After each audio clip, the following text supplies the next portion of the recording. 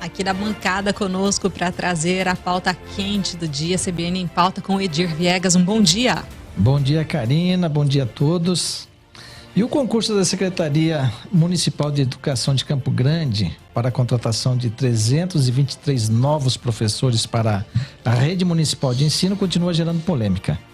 Por meio de liminares, a Justiça vem determinando a reclassificação e aumento da pontuação daqueles candidatos prejudicados em função de provas mal elaboradas, né?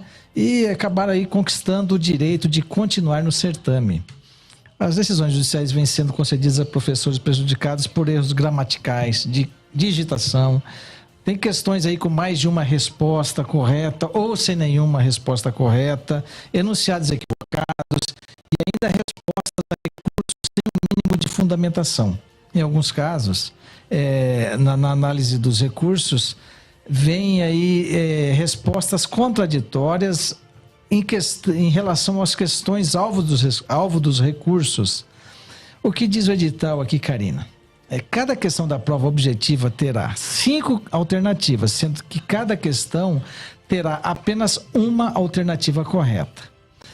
Separamos algumas com base nos processos que estão tramitando e nos quais foram concedidas liminares, né?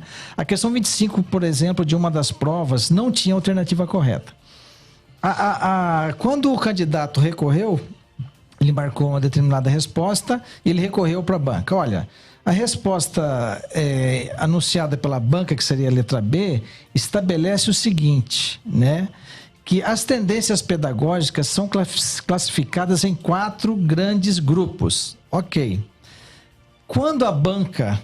Essa é a resposta que, segundo a banca, está correta. Só que aí, quando a banca vai justificar essa resposta para o candidato, ela se baseia aí no filósofo e pedagogo brasileiro Dermeval Saviani e coloca assim: as tendências pedagógicas agrupam-se em 2 grandes tendências.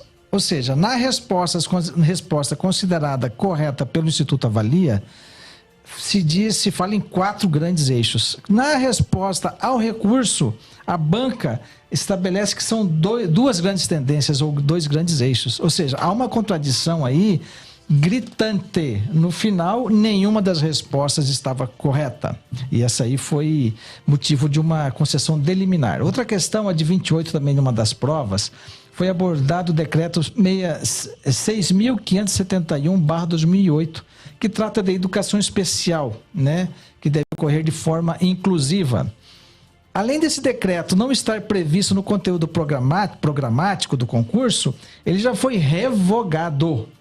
Ou seja, de que vale para um candidato estar a par de um decreto que, além de não se encontrar no conteúdo previsto, no conteúdo programático, está revogado? Serve para que isso? A mesma coisa a gente falar aí, crimes contra a honra. Se não existe mais os crimes aí contra a honra, para que eu vou estudar uma coisa que não vai me servir para absolutamente nada? Esse é o erro, né? E só que na banca ainda diz o seguinte, na resposta ao recurso: a questão será mantida, tendo em vista que o decreto em questão, que revoga o decreto tal, não altera o conteúdo solicitado.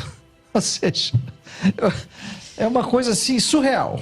Edir, então, pelo que você está trazendo aí, né, além da própria contestação da questão em si, o conteúdo também, ele está, na verdade, desatualizado. Isso, equivocado, da realidade hoje empregada no dia a dia de sala de aula. Exatamente. Para que serve eu saber eu estar a par de um decreto que não está mais em vigor, que não existe mais? É uma coisa inútil. Um conhecimento que não serve para nada. Não sei se eu for dar aula, né? Falar, olha, antigamente a lei era assim, agora a norma é assim. Mas não é o caso. E ainda assim por um recorte jurídico da coisa. Exato. Né? E nós estamos falando em educação. Quer ver outro erro interessante? Sobre ensino fundamental. Então a banca indica como resposta correta a questão de letra B, que estabelece o seguinte: que são 4 as áreas de conhecimento segundo a Base Nacional Comum Curricular. Está errado, pois as áreas de conhecimento do ensino fundamental prevista na BNCC são 5: linguagens, matemática, ciências da natureza, ciências humanas e ensino religioso. Na resposta considerada correta pela banca, São 4. Então tá errado, é anulável. A questão se anula, não existe nenhuma correta, portanto, nessa situação, e também isso gerou uma liminar. Edir, você tem o balanço dessa prova, né, como um todo aí, de quantas questões foram anuladas, quantas foram consideradas questionáveis aí pelos candidatos? Em verdade, quem anulou foi o próprio Instituto Avalia, né? Me parece que foram 15, não tenho conta correta. Aqui nós estamos reportando as não que foram anuladas, que a justiça não anula a questão. Ela considera que o candidato foi prejudicado, então determina que esse ponto seja considerado, né? Mas me parece que foram 15. Eu vou até trazer esse número que eu não tenho agora, né? Tem uma outra situação também que é questionada. Henry Wallon é um teórico francês importante para compreender a psicologia da criança e as teorias da aprendizagem. No enunciado aí, diz que ele nasceu em 1789 e faleceu em 1962. Portanto, morreu com 173 anos, esse filósofo. Eu acho que ele quase empatou com Abraão e Isaac, que na segunda Bíblia viveram 175 e 180 anos, respectivamente. Isso segundo o Velho Testamento. Então, são coisas assim que passam. É evidente que isso não muda muita coisa, mas isso mostra o grau de qualidade da prova aplicada. Aí tem outros erros sobre os quais já falamos aqui. Por exemplo, Conselho Nacional de Educação, a palavra está grafada com a letra C ao invés de S, né? Ou seja, uma coisa bárbara, né? Na imagem do mapa do Brasil, o Sudeste aparece na região sul do país, também uma imagem que está na prova, né? O termo epistemologia, grafado sem o I, e fica epistemologia, errado também.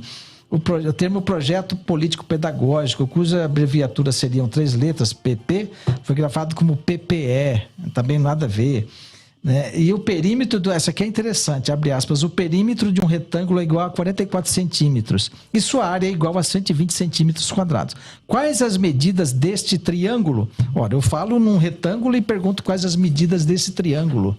Ou seja, é uma coisa assim infantil, chega a ser infantil o erro, né? Crasso. E o gozado aí que quando os professores entraram com recursos, eles receberam respostas mal educadas, né? Como se o Instituto Avalia fosse um primor na técnica de aplicar e elaborar provas. Veja o que responde, né, num dos recursos apresentados, abre aspas. Prezados candidatos, em resposta aos recursos interpostos, temos a esclarecer que a questão será mantida, pois a mesma passa por vários setores de revisão e não foram constatados erros gramaticais. Ao contrário de sua solicitação, que está repleta de erros e desvios gramaticais. Ou seja, você tratar o professor dessa forma, como se o Instituto Avalia fosse um primor, né? Nessa questão de português. E a fase atual do concurso, só para atualizar nossos ouvintes aqui, está na fase de avaliação de redações, análise de títulos e exame de heteroidentificação, né? Aí para se definir a questão das cotas, né? A homologação deve acontecer no final de abril ou início de maio. Em função dessas decisões judiciais, pode até se estender alguma coisa a mais, né? Nem a CP, muito menos, que não é citado nessas ações, mas o Instituto Avalia, segundo a CP, não foi notificado ainda das decisões liminares, né? Ainda tem, lógico, que aí o julgamento do mérito dessas ações. Mas no final, Karina, ficou a impressão de que o concurso produziu muito barulho e poucos resultados. Por quê? Foram mais de R$1 milhão gastos para a contratação de 323 educadores. A gente sabe que o déficit hoje é de 2.700 professores, que é o número de contratos temporários todo ano revalidados pelo município. Então eu não sei, a impressão que se tem é que foi especificamente para arrecadação de dinheiro esse concurso. Não vale eu abrir, fazer esse barulho todo, toda essa confusão, né? Que é uma coisa que ainda vai ter...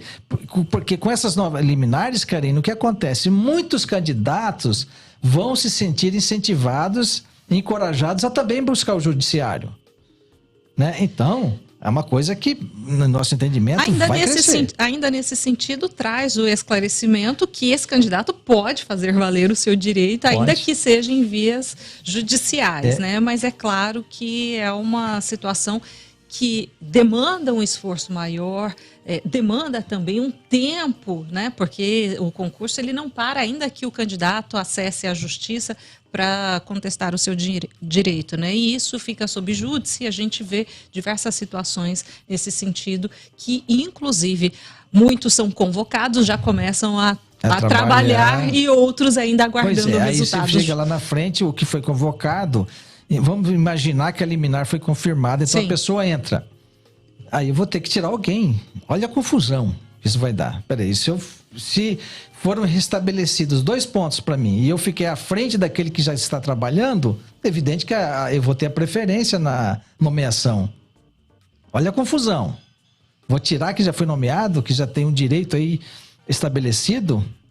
Pois é. Aí nesse sentido, né, vem mais uma outra análise para a gente acompanhar nesse desdobramento, Edir, que continua caminhando, né? Porque o concurso ainda está longe de ser encerrado, né? A gente teve a etapa da prova e agora... Deve caber mais recursos depois da redação. Agora fica a lição, né, Karina? É muito importante que o gestor público escolha bem quem vai fazer esse tipo de aplicação de prova, porque olha o rolo que deu, é uma coisa absurda para você contratar 323 professores tendo um déficit de 2.700. Edir Viegas, muito obrigada pela sua análise. Eu que agradeço, Karine, e até quinta-feira aqui na CBN em Pauta. Hora da gente abrir espaço para as notícias nacionais. Até já.